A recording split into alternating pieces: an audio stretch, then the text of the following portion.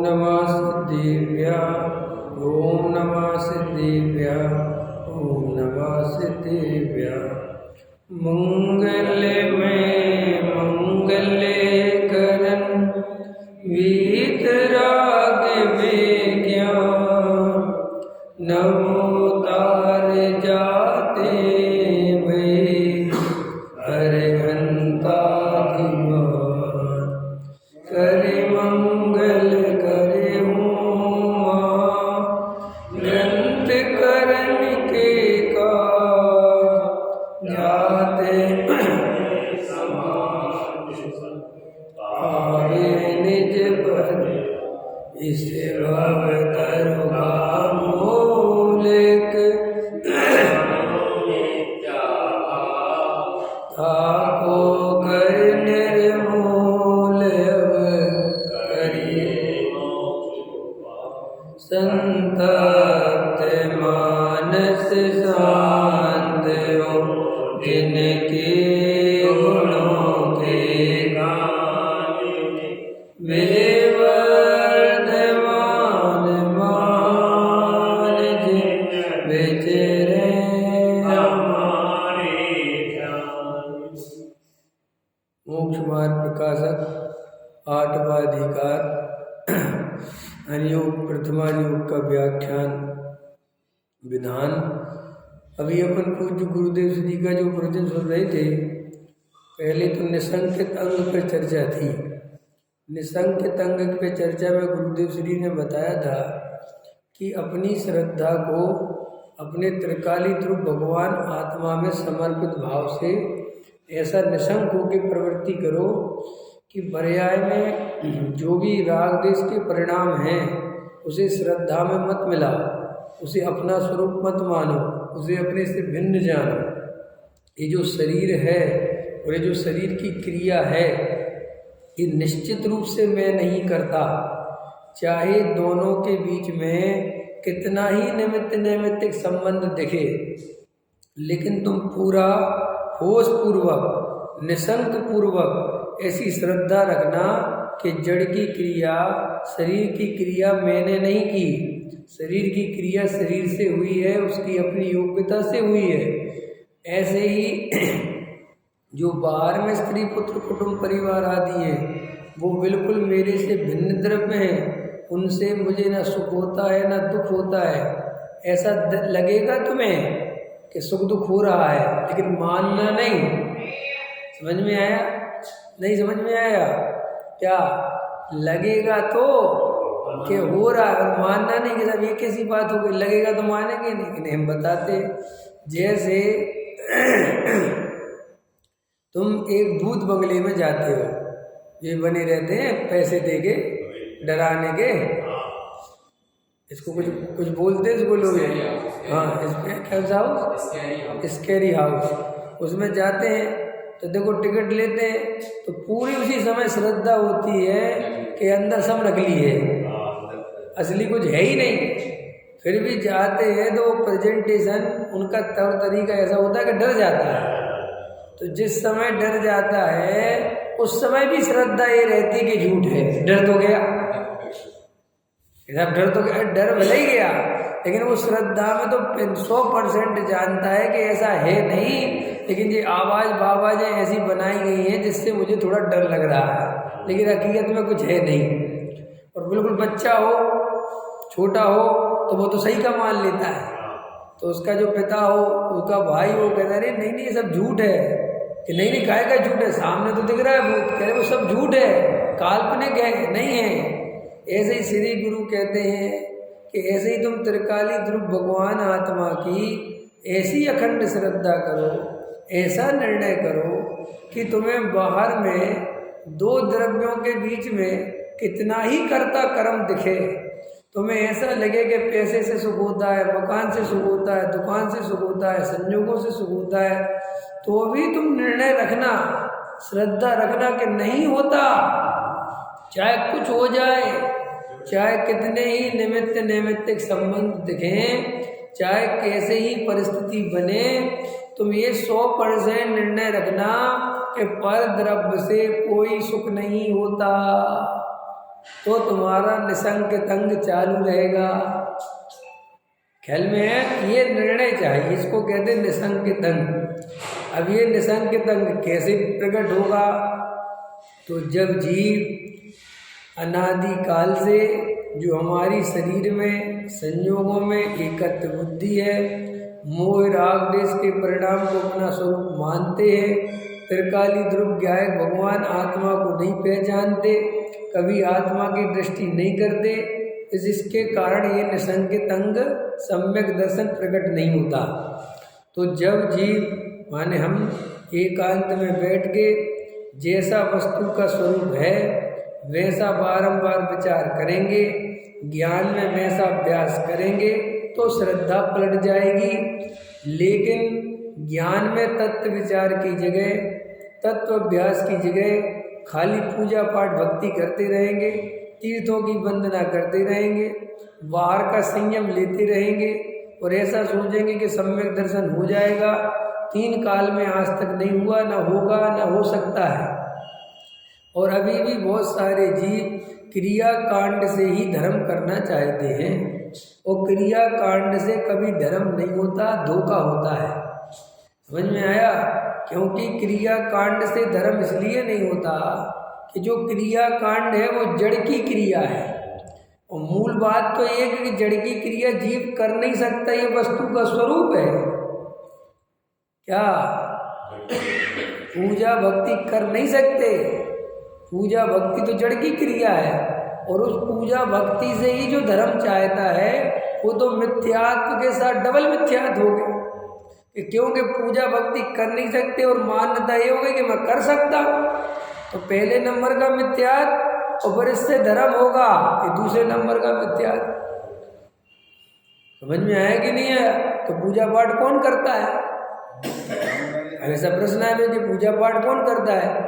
एक समय की विकारी पर्याय में ऐसा राग उत्पन्न होता है और उसी समय पुद्गल का शरीर की क्रियाओं का वैसा परिणमन होता है, ऐसा उस पर्याय में और ऐसा उस जड़ की क्रिया में निमित्त नैमित्तिक संबंध है। लेकिन मैं तो उसी समय ज्ञान दर्शन में ही रूप परिणमन कर रहा होता हूँ, मैं तो ज्ञाता ही रहता हूँ, लेकिन मैं अपने ज्ञाता स्वरूप को भूलकर उस क्रिया में, उस परिणाम में मग्न होता हूँ। इसी का नाम मिथ्या दर्शन है। अब ये भेद ज्ञान करे तो सम्यक दर्शन हो कि मैंने नहीं की।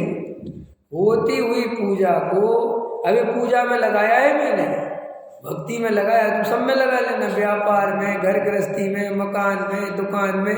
ऐसा और एक मजेदार बात है, पूजा भक्ति का कर्ता बनना चाहता है और मकान दुकान का पापों का कर्ता नहीं बनना चाहता।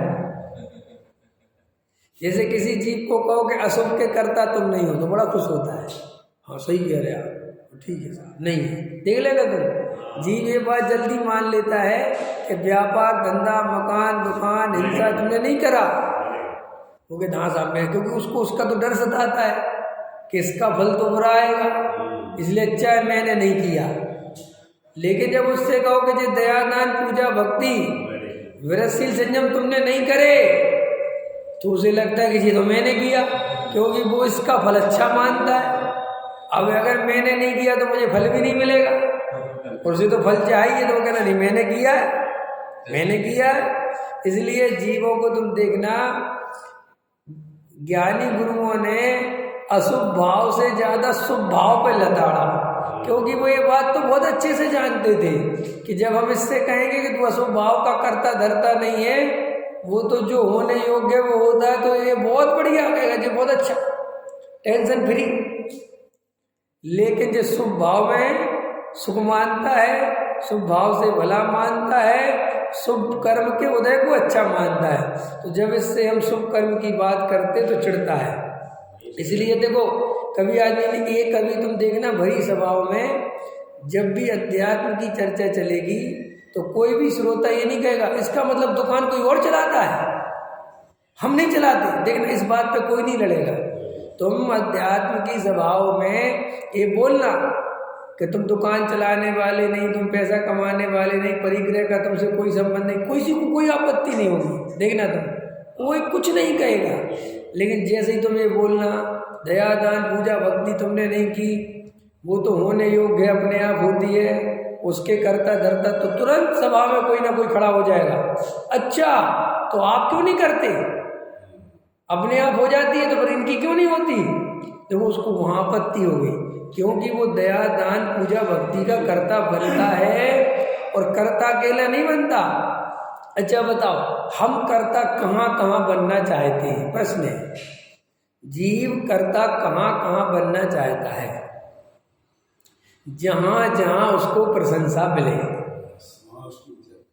समझ में आया, हम कर्ता कहाँ बनना चाहते हैं, जहाँ हमें उसके करने में प्रशंसा मिले। नहीं समझ में आया, जैसे अपने से गिलास टूट जाए, कांच का गिलास टूट गया तो देखो पर उसके कर्ता नहीं बनते कि हमने तोड़ा, गलती से टूट गया होगा, मैंने देखा नहीं, अब टूटना था तो टूट गया, हम तो क्या करें, बीच में रखा किसने था, होता है कि नहीं होता। अब इसका उल्टा करो, बीच में गिलास रखा था लेकिन उसने उठा के रख दिया, देखो हमने उठा के रख दिया, अभी किसी का पैर लग जाता फूट जाता, हमने बचा लिया। जब तुरंत वो जब फूटा तब अपने को कर्ता नहीं मानते, लेकिन जब उठा के रख दिया तो कर्ता मानता है। तो ये हमारा कर्ता कर्म काय के आधार से डिसाइड करते हैं हम कि जहाँ हमें करने पर प्रशंसा मिले, ख्याल में, तो हम तुरंत कर्ता बन जाते हैं, हाँ साहब मैंने किया। और जहाँ हमें करने से निंदा मिले अथवा उसका फल बुरा हो ऐसा जाने तो मैंने नहीं किया। इसलिए लोगों को ये बात सुन के बहुत आनंद आता है, जो बहुत बड़े पापी होते हैं वो ऐसे बातें सुन के बहुत मजा आता है, अरे कोई किसी का करता धरता नहीं है, भगवान की जो इच्छा है, हमने तो पाप किया ही नहीं समझ, पाप हमारे करने से होता ही नहीं। अरे भैया पाप भी और पुण्य भी, ये दोनों को पकड़ कि नहीं नहीं साहब पुण्य तो हम नहीं किया, 1 लाख रुपए का दान देवे और उससे ये कहो कि तुमने नहीं दिया, तो ये पचाना बहुत कठिन है कि नहीं। और जिसने नहीं दिया 1 लाख रुपया, उससे कहो तुम दान दे ही नहीं सकते, तो कहता बिल्कुल सही, हम तो बिल्कुल सही कह रहे पंडित, दे ही नहीं सकते, अपन उसके करता क्योंकि उसने दिया ही नहीं।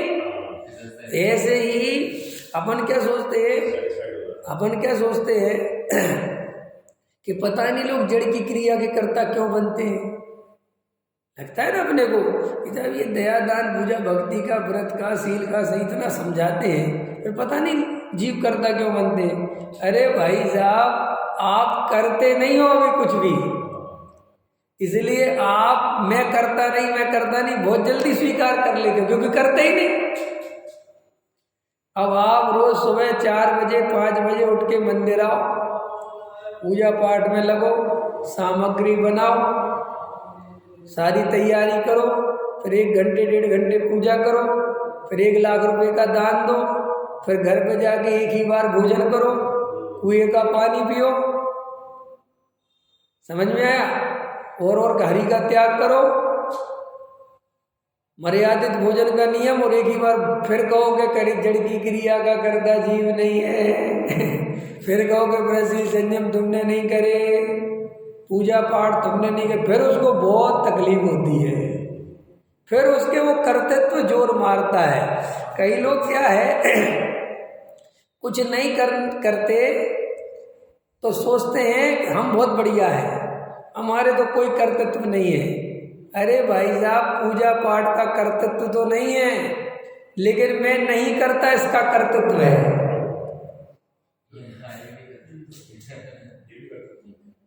मैं नहीं करता जी, मैं नहीं है, क्योंकि ये भी तो करता ही है, ये उल्टा करता है, एक करने रूप करता है, एक नहीं रूप करने करता है। तो तुम सुधरे कहाँ हो। मैं नहीं आता जी पूजा पाठ में, तो ये बात तो वही हो गई कि तुमने अपने को माना कि मैं नहीं आता और तुम आते हो, तो करता आ गया कि नहीं आ गया।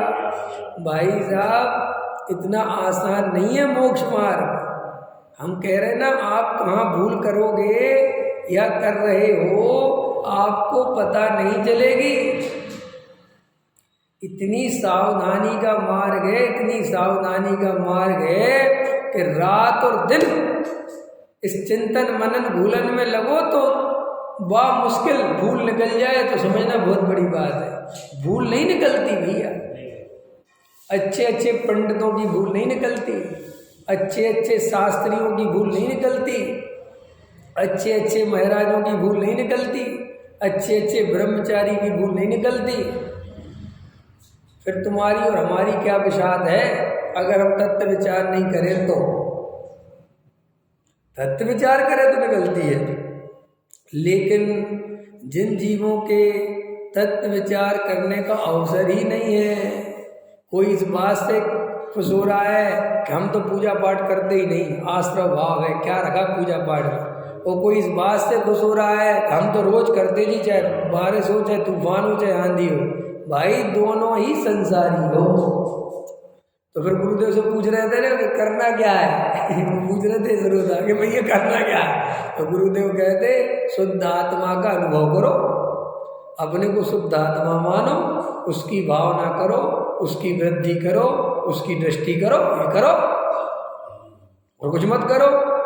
कितना बढ़िया समझाते हैं गुरुदेव श्री, आनंद आ जाता है। अरे भाई सुन तो सही, कितनी करुणा से बोलते हैं, अरे भाई सुन तो सही, समझ में आया, अरे तू आत्मा की श्रद्धा कर, ये पैसा तो धूल है। इतने कितने भावों से बोलते हैं, उनका बोलने का कितने, कोई ज्ञानी की करुणा कैसी बहती है, उनका अंदर का आनंद उछलता है पूज्य गुरुदेव श्री का। तो वो कहते हैं कि तुम अभी गहराई में जाके देखो तो तुम्हें ऐसा लगता है कि हम तो जी करता नहीं करते हैं, हमें तो सब जड़ की क्रिया बन। अरे भैया अभी जड़ की क्रिया करते हुए देखो, फिर पता चलता है कि हमने करी कि नहीं करी। जरा सा भोजन बनावे, कभी भोजन बनाया है? तो जैसे भोजन अपन सोचते ना, महिलाओं पे अपन आरोप लगा देते जल्दी से कि महिलाएं तारीफ सुनना चाहती हैं, है ना। भोजन बनावे तो उनको लगता है कि दो शब्द बोलो कि भाई अच्छा बना, अच्छा लगता है उनको। तो पुरुष क्या सोचते हैं, मैं भोजन की तारीफ सुनना है। कभी खुद बना के देखना, एक दिन बना के देखना, चूल्हे में गया भोजन, चाय बना के देखना, 4 आदमियों को चाय बना के पिलाना, तो तुरंत ऐसा भाव आएगा कैसी बनी। अब तो महिला पे आरोप तो लगा देते, अरे भाई तुमको काम करो तो सही, बातें करना आसान है।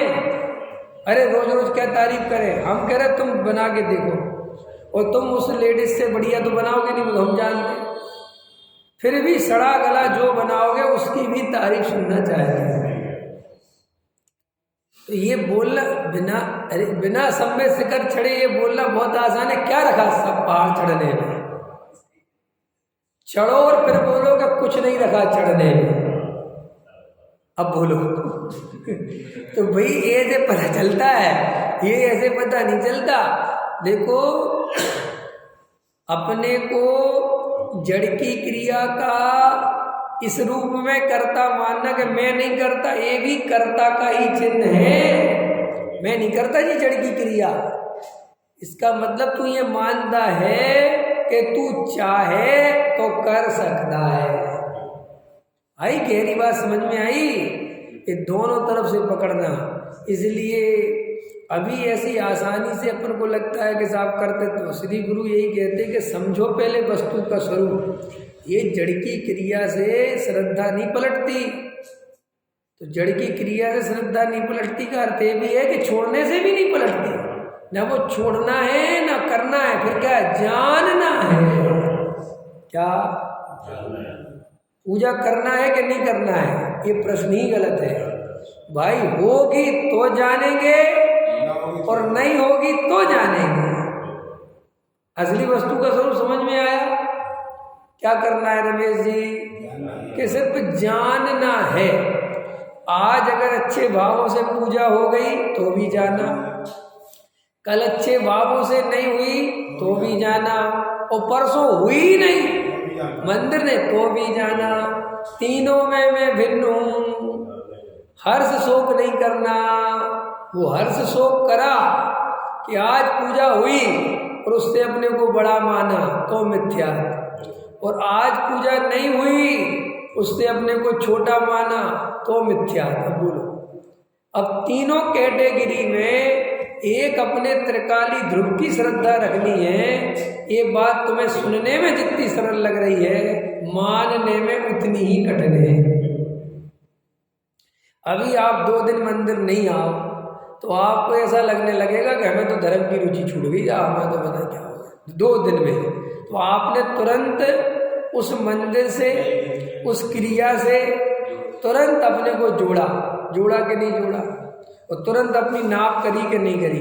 तो अब सोचो बात, तुम सम्यक दृष्टि होगे कैसे जब तुम 2 दिन की क्रिया में ही, अरे 1 दिन की आलस आ गया, नहीं आ पाए, कोई काम आ गया, तो तुम अपने को भ्रष्ट मानते हो और अपने को कमजोर मानते हो, हीन मानते हो। तो सम्यक दर्शन कैसे लोगे? क्योंकि जिसके सम्यक दर्शन है वो 60,000 वर्ष लड़ने को चला जा रहा है। कितने वर्ष? 60,000 वर्ष कुछ मायने रखता है? 60,000 वर्ष। और तुम्हारे पास तो नकली भगवान है, घबराना नहीं है, वो तो असली भगवान को छोड़ के चला जाता है। असली साक्षात समोसड़ में भगवान मौजूद है और वो युद्ध लड़ने चला जाता है। फिर भी देखो, ऐसी मलिन परिणति में भी अपनी श्रद्धा को मिलाता नहीं है। यही तो छायक सम्यक दर्शन है। कितनी परिणति, कैसी परिणति हो रही है। जिसके पुत्रों ने दीक्षा ले ली, जिसके पूरे भाइयों ने दीक्षा ले ली, सोचो बात। और वो व्यक्ति स्वयं सम्यक दृष्टि होते हुए भी 6 खंड का राजा बनने जा रहा है। तो परिणति में कैसे परिणाम आते होंगे। और उसे सब पता रहता है कि वहां के क्या क्या होना है। 96,000 शादियां होनी है, सारा रंग राग होना है, इतना बड़ा ताम झाम फैलना है, इतनी बड़ी सेना चलनी है। ऐसा होने पर भी उसी काल में उस सब चक्रवर्ती आदि पद को होता हुआ जानता है, उसका करता नहीं बनता। बोलो है अपने में हिम्मत कि भाई तुम आंखों देखे मक्खी खाओ, कुछ भी करते रहो, कुछ भी मानते रहो और अपने को सम्यक दृष्टि बनाए रहो। ये सच बता रहा हूँ, ये अपने मन की बात है, ये तो आगम में लिखी है। तो अपन इसका विरोध तो नहीं कर सकते कि ऐसा नहीं है। क्या कहा मैंने? ध्यान दो, आगम में लिखी है ये कहानी जो मैंने आपको सुनाई है, तो तुम इसका विरोध तो नहीं कर सकते। कर सकते हो? नहीं कर सकते। लेकिन इसका विरोध नहीं कर सकते, लेकिन इसे 3 काल में कभी अंदर स्वीकार नहीं करते। विरोध नहीं करने से स्वीकार नहीं हो जाती कोई बात। आप आगम के कारण दब तो जाते हो क्योंकि आगम में लिखी है। लेकिन अच्छा बताओ, वर्तमान में हम ऐसे जीव को सम्यक दृष्टि मान सकते हैं या खुद को मान सकते हैं? हम अभी आप और हम पूजा पाठ छोड़कर व्यापार आदि में लगे रहे और नहीं आए मंदिर, वो कोई कहे वो सम्यक दृष्टि है, मानोगे? वो किसी बातें करते हो ही नहीं सकता। इसलिए आज भी हम सम्यक दर्शन के लिए ज्ञान का पुरुषार्थ नहीं करते, क्योंकि हमें ज्ञान के पुरुषार्थ से सम्यक दर्शन होगा ये बात समझ में ही नहीं आती। हम हमेशा सम्यक दर्शन के पुरुषार्थ में चारित्र की क्रिया कांड वाला पुरुषार्थ करते हैं। हमें ऐसा लगता है कि हम त्याग व्रत करेंगे, हम नियम धर्म से चलेंगे, हम परिग्रह छोड़ेंगे, घर छोड़ेंगे, देवसात गुरु की भक्ति में लगेंगे, स्वाध्याय करेंगे, खूब पढ़ेंगे, तो हमें सम्यक दर्शन होगा। लेकिन हम शांत होकर एकांत में बैठ के तत्व विचार करेंगे, मैं शुद्ध आत्मा की श्रद्धा करूंगा, परिणामों से भेद ज्ञान करूंगा, चाहे कुछ हो जाए शरीर संयोग मेरा स्वरूप नहीं है, ये निर्णय करूंगा, इससे सम्यक दर्शन होगा। ये श्रद्धा ही नहीं है। नहीं समझ में आई बात? इम्पोर्टेंट बात कह रहा हूं मैं। इतनी पूज्य गुरुदेव श्री की वाणी खिली, इतना पूज्य गुरुदेव श्री ने तत्व बताया, फिर भी मरे तो उसी क्रिया कांड में। फिर बात बनी तो वही बनी, पूजना मस्तक नतमस्तक हुए तो वही हुए, धर्मात्मा माना तो उसी क्रिया कांड से ही माना। बोलो माना कि नहीं माना? अभी हम और आप भेद ज्ञान क्यों नहीं करते? सोचा कभी? अपन वेद ज्ञान की जगह पूजा भी करते हैं, भक्ति भी करते हैं, स्वाध्याय भी करते हैं, यथायोग व्रतशील संयम नियम भी पालते हैं, और मन ही मन सोचते हैं कि और कब ले लें, और कभी कभी यही सोचते हैं कि निवृत्ति ले लें। लेकिन बैठ के वेद ज्ञान करें, वस्तु का स्वरूप पहचाने, मैं आत्मा शुद्ध हूँ तो कैसे हूँ, ये शरीर आदि मेरे से भिन्न है तो कैसे, इस तरफ हमारा ध्यान नहीं जाता। क्योंकि इस तरफ ध्यान जाने के लिए वास्तव में बहुत बुद्धि चाहिए। जड़ की क्रिया की तरफ जाने में कोई बुद्धि नहीं चाहिए, क्योंकि वो तो परंपरा से चली आ रही है। व्रतशील संयम यम नियम परंपरा से चले आ रहा है, उसको कोई तुमने कोई बुद्धि से नहीं किए, ये तो तुम्हारे देखा देखी चले। लेकिन एकांत में बैठकर, अकेले में बैठकर वस्तु स्वरूप का विचार करना, ये तो बुद्धिमान का काम है। फिर ये शरीर किसका है, इसमें क्रिया किसकी हो रही है, ये अंदर जो परिणाम चल रहे हैं किसके चल रहे हैं, ये मेरा स्वरूप नहीं है कि है क्या है, ये परिणामों का कर्ता कौन है, ये शरीर की क्रिया का कर्ता कौन है, ये परद्रव्य से सुख आता है कि नहीं आता है, ये निर्णय करने वाला बुद्धिमान ही सम्यक दृष्टि होता है। कालांतर में यही जीव सम्यक दृष्टि बनेगा। कोई चाहे जितने नियम व्रत पालता रहे, मुनि भी बन जाए, तो भी तत्व विचार के बिना सम्यक दृष्टि नहीं होगा।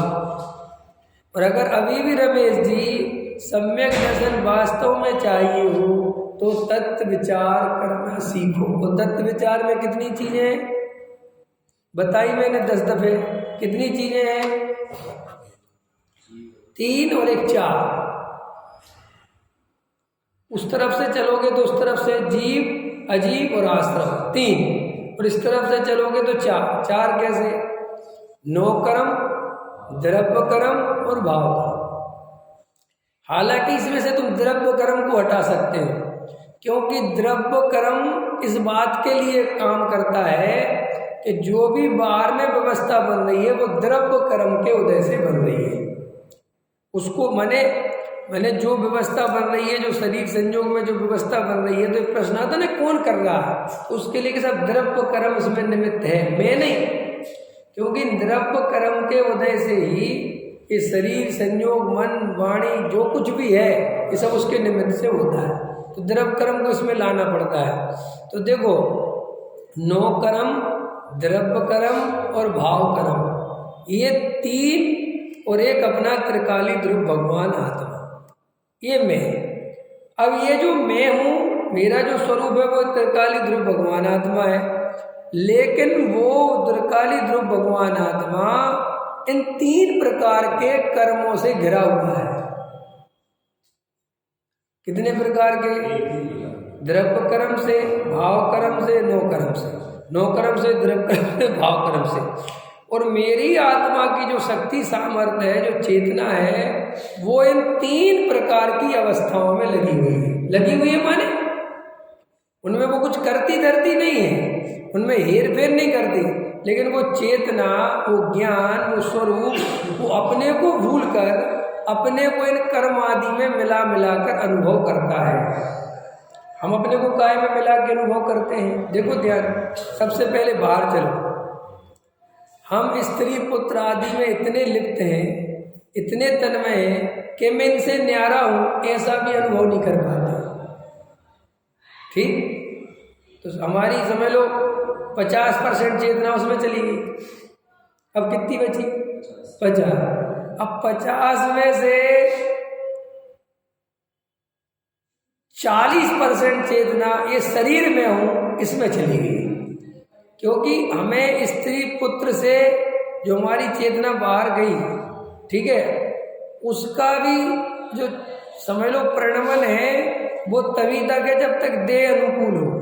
अगर हमारी देह में कोई तकलीफ आ जाए तो हम स्त्री पुत्र को कहते तुम सब हटो, हम यहाँ माने फिर वो चेतना जब सब देखो समझ रहे हो मैं क्या कहना चाहता हूँ? ध्यान देना। क्या है?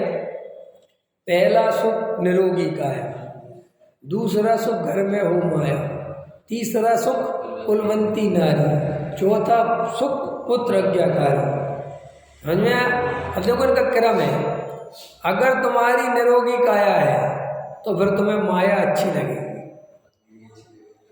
अब माया है तो फिर पत्नी का सुख भी पत्नी का सुख लगेगा, और पत्नी का सुख है तो फिर पुत्र का भी सुख लगेगा। अब इसको उल्टा करो, अगर तुम्हारी काया निरोगी नहीं है तो तुम्हें ना माया समझ में आएगी, ना काया समझ में आएगी, ना पत्नी ना बच्चे को, दिमाग को खत्म समझ में। भैया पहला सुखने में शरीर स्वस्थ होना चाहिए।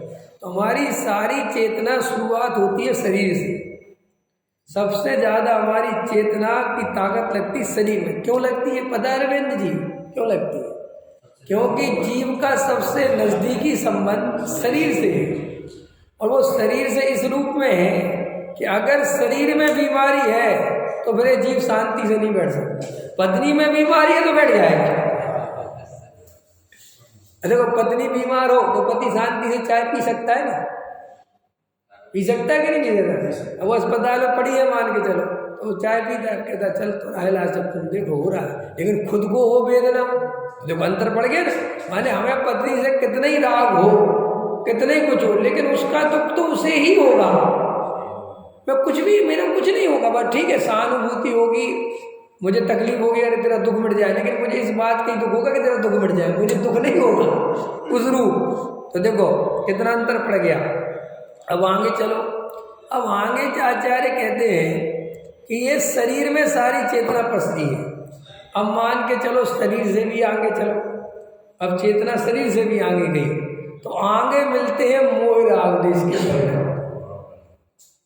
तो देखो अब जैसे आदमी जब जवान रहता है तब वो स्त्री पुत्र आदि की चिंता में बहुत मग्न रहता है। देखा आपने, उसे शरीर इतना ध्यान नहीं दे रहा है। ठीक है जवानी में कंकड़ पत्थर खा लेंगे, बच्चों को कुछ करके दिखाएंगे, होता है देखा होगा तुमने। जवान आदमी वो अपने बच्चों के लिए कुछ करना चाहता है, चाहे कितनी तकलीफ भोगनी पड़े, बच्चों को कुछ करके दिखाएंगे। लेकिन तुम बूढ़ा आदमी ऐसा कभी नहीं पाओगे। बूढ़े आदमी में और जवान आदमी सबसे बड़ा अंतर यहीं से आ जाता है कि बूढ़ा आदमी सिर्फ अपने शरीर के बारे में सोचता है। वो उसकी पूरी चेतना है शरीर शरीर शरीर। भैया जी घुटने सही हो जाए, तो अपने बेटे से देखना बूढ़ा आदमी कैसी बातें करता है, भैया तेरे कष्ट है वो थोड़े वहाँ घुटने सही करा दे। उसे अब तुम्हारी नहीं पड़ी कि तुम जी रहे हो कि मर रहे हो, आप उसे अपनी पड़ जाती है। देखा तुमने?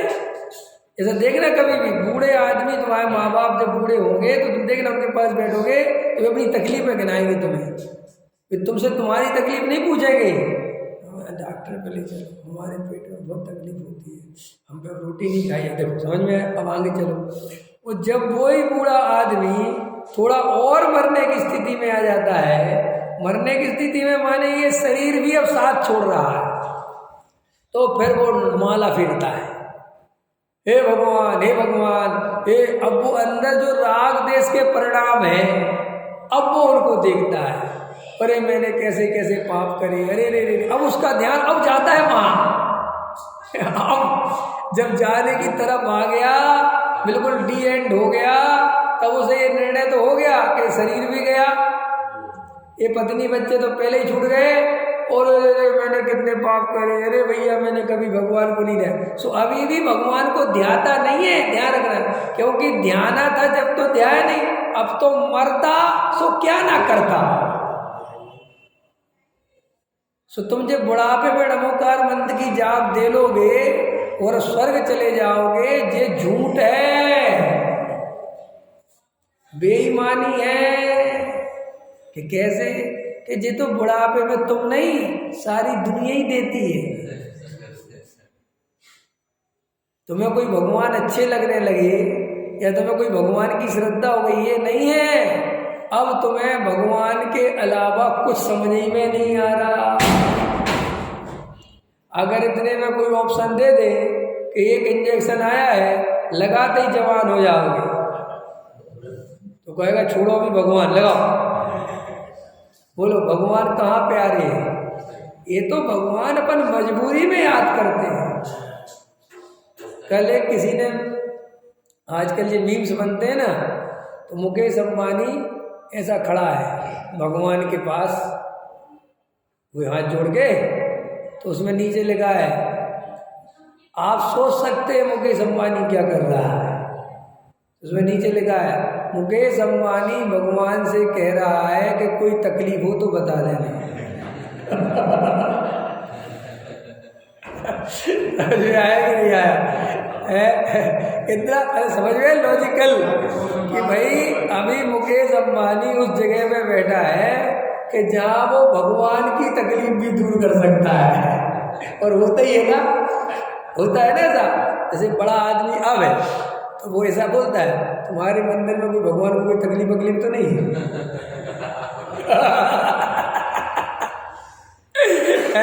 क्यों? गजब गजब का है स्वरूप है। देख तेरे इंसान की हालत क्या हो गई भगवान। क्या क्या गजब है भाई। मतलब इतनी ऐसा ऐसा अहंकार में चला जाता है जीव।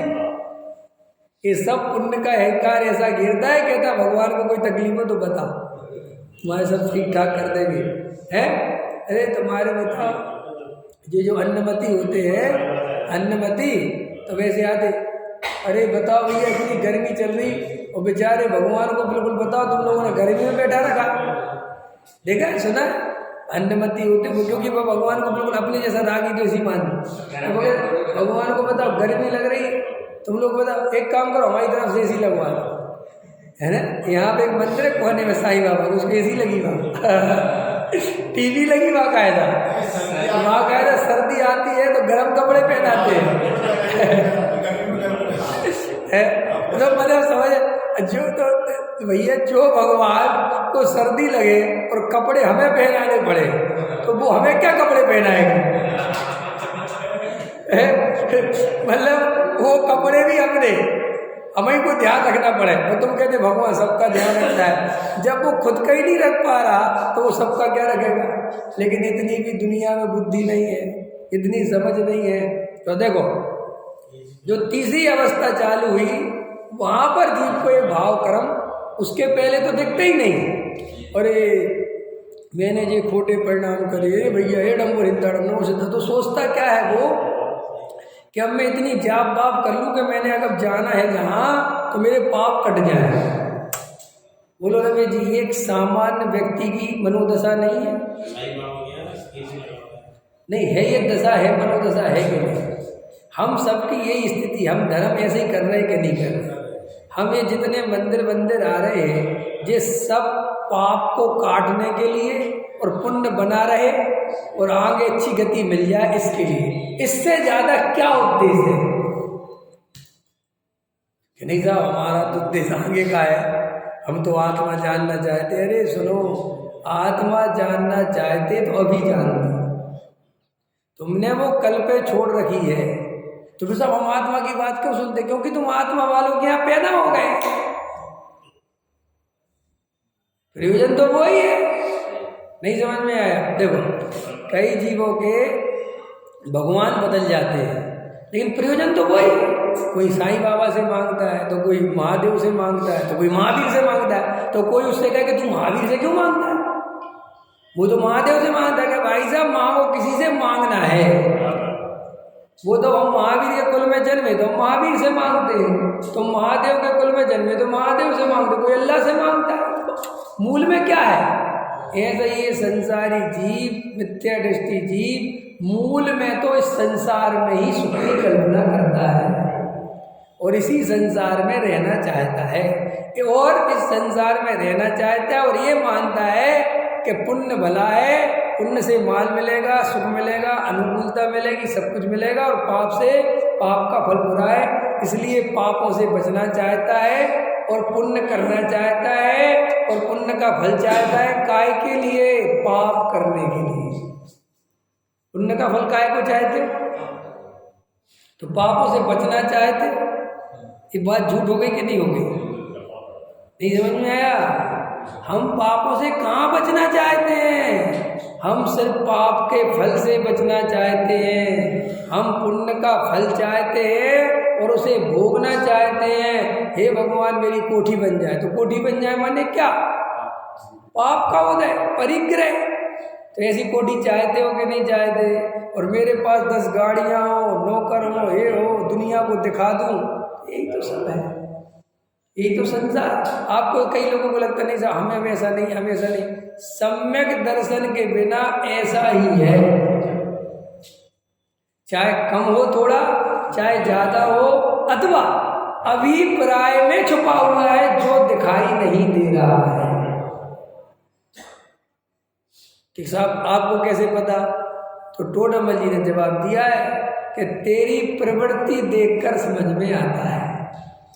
तेरी जो अंदर की वासना है, जो तेरी बातें हैं, जो तेरी स्थिति है, अगर जिसे वास्तव में संसार की क्षणभंगुरता, संसार की असारता, संसार का क्या कह रहे हैं असारपना, दुख रूप दशा इसके ख्याल में आ जाए, मोह महादुख रूप ये जिसके अनुभव में आ जाए, ये राग देश के परिणाम महाकसाय आकुलता रूप जिसे ये समझ में आ जाए, और साथ में जिसे त्रिकाली ध्रुव भगवान आत्मा की बात भी सुनने मिल जाए। एक पक्ष तो वो है और दूसरा पक्ष है, कई लोग वो हैं कि जिनके पास पहला पक्ष तो है लेकिन दुर्भाग्य ऐसा है कि उनके पास त्रिकाली ध्रुव नहीं है। उनको ऐसे गुरु तो समझाने वाले मिल गए, संसार दुख रूप है, छोड़ने लायक है, कुछ नहीं है, माँ दुख रूप है, सुतदारा हो न सीरी, सब स्वार्थ के हैं भी, ये तो सब समझाने वाले मिल गए, लेकिन कोई ये समझाने वाला नहीं मिला कि तू भगवान आत्मा है, तेरे में भगवान बनने की ताकत है, तू बना बनाया चैतन्य है। इस तरफ तो कोई बताने वाला मिला नहीं। इसलिए बहुत से जीव संसार की क्षणभंगुरता देख के वैराग आ जाता है, मुनि बन जाते हैं और निरंतर साधु की चर्या का पालन करते हैं, लेकिन आत्म तत्व को नहीं पहचानते, क्योंकि उन्हें कोई आत्म तत्व बताने वाला ही नहीं मिला। अरे अपन तो परम सौभाग्यशाली हैं कि अपन को संसार की क्षणभंगुरता तो परिचय है ही, और साथ में पूज्य गुरुदेव श्री ने, कुंद कुंद भगवान ने, टोडामल जी साहब ने, डॉक्टर साहब ने अपने को आत्मा का परिचय दे दिया। अब इसके बाद भी अगर अपन आत्मा की तरफ नहीं जाते, निसंक तंग प्रकट नहीं करते, तो बात नहीं चलेगी। तो अपन को निसंक तंग में चर्चा चली। अभी आज गुरुदेव श्री ने निकांक्ष तंग लिया है। निकांक्ष तंग कैसे करें कि सम्यक दृष्टि जीव को चक्रवर्ती पद की, विषय भोगों की, संयोगों की, सोने के सिंहासन की, प्रतिष्ठा की कोई भी अभिलाषा नहीं होती। तो किसी ने तुरंत प्रश्न किया था कि साहब आप कहते अभिलाषा नहीं होती, सम्यक दृष्टि तो चक्रवर्ती बनते देखा जाता है। अब यही गड़बड़ है। जब तुमसे ये कहते कि सम्यक दृष्टि की कोई इच्छा नहीं होती, तो तुम तुरंत वो इच्छा का अर्थ ही चारित्र मोह वाला लगाते हो, जबकि ये चर्चा है श्रद्धा की, क्योंकि उसकी श्रद्धा सम्यक दृष्टि हुई है ना। सम्यक दृष्टि क्या कहा? असंयमी सम्यक दृष्टि। सम्यक दृष्टि माने जिसकी श्रद्धा केवल सम्यक हुई है, जिसका ज्ञान केवल सम्यक हुआ है, बाकी परिणति में राग देश पूरे के पूरे मौजूद है। अब ये अपन मिलान नहीं कर पाते। तो वहां गुरुदेव श्री कह रहे थे कि ये हम श्रद्धा की अपेक्षा कह रहे हैं। ये जो बात चल रही है कि सम्यक दृष्टि को अपनी श्रद्धा में कभी भी पंच इंद्रिय विषय भोग सुखरूप दिखाई नहीं देते। ये जिस दिन अंतर समझ में आ जाएगा उस दिन समझ जाओगे। जब तक ये अंतर समझ में नहीं आएगा तो कहोगे इच्छा तो भरी पड़ी है, हम काहे की सम्यक दृष्टि। अरे इच्छा होना और इच्छा की इच्छा होना, इच्छा हुई और श्रद्धा उसी समय जानती है कि ये इच्छा दुख रूप है, इसमें सुख नहीं है, भाई ये सम्यक दर्शन है। और अगर ये श्रद्धा जानती है कि वाह माल मिल जाए तो मजा आ जाएगा, बढ़िया इच्छा हुई, तो ये मिथ्या दर्शन है। वो इच्छा होना और नहीं होना ये सम्यक दर्शन मिथ्या दर्शन नहीं है। इच्छा के बारे में तुम्हारी मान्यता क्या है? चक्रवर्ती पद का होना अथवा नहीं होना, लेकिन चक्रवर्ती पद मिल जाएगा तो तुम्हारी मान्यता क्या है? कोठी की इच्छा हो गई कोई बात नहीं, लेकिन इच्छा और कोठी की मान्यता क्या है तुम्हारी? अंदर श्रद्धा तो ये चाहिए कि काय की कोठी काय का बंगला अपने स्वरूप में ही सुख है, ऐसा निर्णय चाहिए। और फिर कोठी की इच्छा हो जाए तो शिक्षा को भी दुख रूप जानता है, और वो कोठी लेने के परिणाम को और पुण्य के उदय से आए तो सुनो कितना काम है। पहले तो इच्छा को दुख रूप माना एक बात, फिर ये निर्णय रहता है उसे कि कोठी अपने पुण्य के उदय में आएगी। मेरा पूर्वकृत पुण्य होगा तो कोठी का संयोग होगा, मेरे करने से कोठी का कोई संबंध नहीं। तो देखो कर्तृत्व की आकुलता निकल गई है, करने की आकुलता उसी समय नहीं है। और अगर कोठी पुण्य के उदय से आ गई तो उसका कर्ता तो है ही नहीं, उसमें एकत्व ही नहीं करता। एकत्व क्यों नहीं करता? कि वो जानता है पुण्य के उदय के द्वारा आई है और पाप के उदय में चली जाए। तो मैं इसका मालिक कहाँ हुआ? मालिक हुआ क्या मैं? तो इसलिए मिथ्या दृष्टि के सम्यक दृष्टि के स्वामी पना नहीं होता, रहता तो है उस कोठी में, और हमारे स्वामी पना क्यों हो जाता है? क्योंकि मैंने बनाई, मैंने मेहनत करी, मैंने एक एक रुपया जोड़ा। तो जो ऐसा मानेगा उसके मकान में एकत्व हुए बिना नहीं रहेगा। पकड़ में आया अरविंद जी की नहीं आया? सहजानंद